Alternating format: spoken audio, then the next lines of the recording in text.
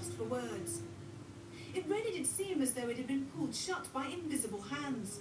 Was this a reaction to the oppressive atmosphere that Carl and Stuart had already been feeling? And how long would they be trapped?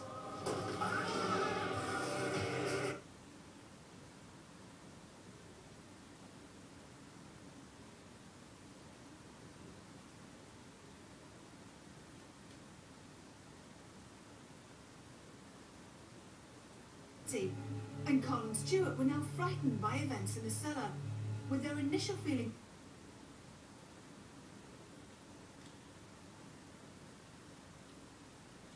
but now we were starting to question the motives behind this building's ever-increasing levels of activity. And Carl and Stuart were now frightened by events in the cellar, with their initial feelings of oppression culminating in both men witnessing a cell-like door trap them in. But would this signal the end of their troubles?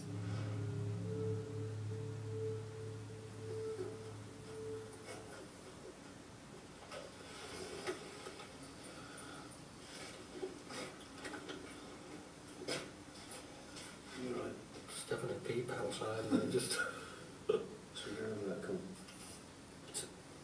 Do it slowly.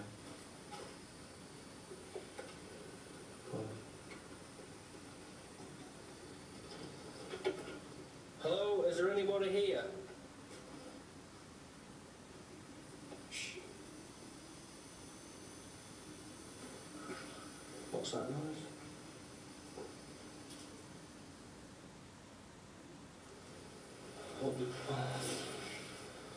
I'm trying to think of an explanation now. I've got goosebumps all over me, mate. I don't like it's true.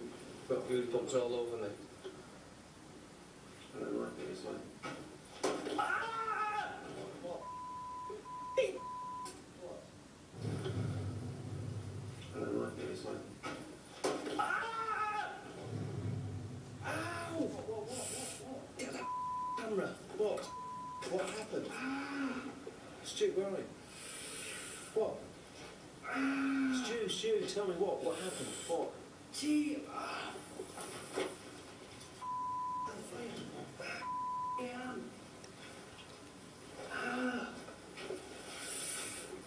What? Who's that? Who's that?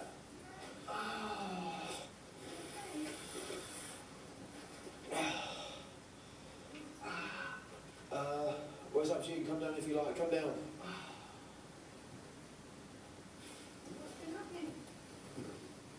Man, that was so much pain. What happened, Stu? Just tell me. I heard a noise, but then...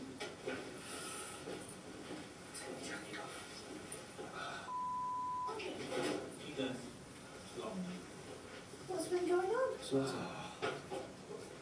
I'm in so much pain, it's unbelievable. Why? What's happening? You've got to explain it.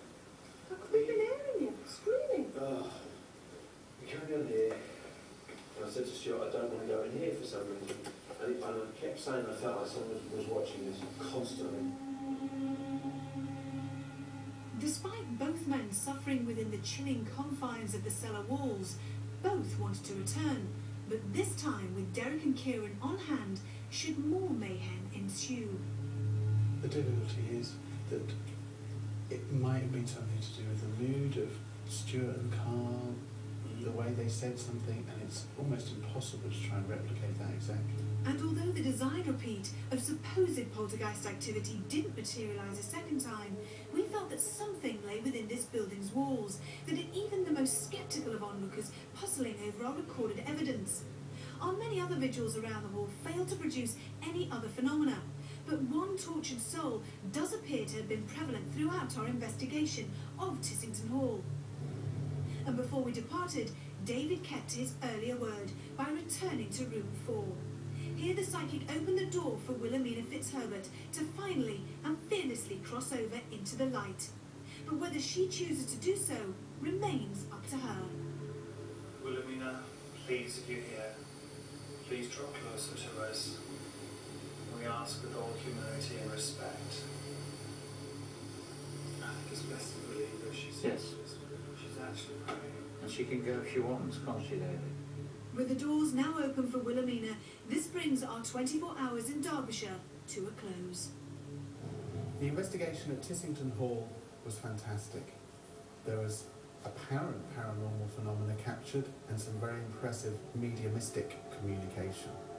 One of the repeatable phenomena that we heard was footsteps in the corridor.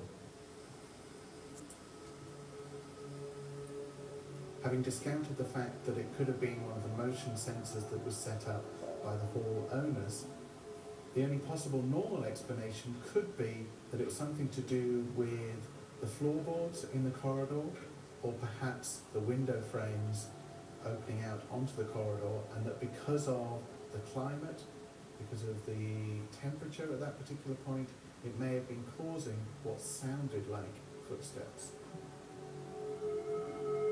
There were interesting incidents in the cellar. Carl and Stuart were extremely frightened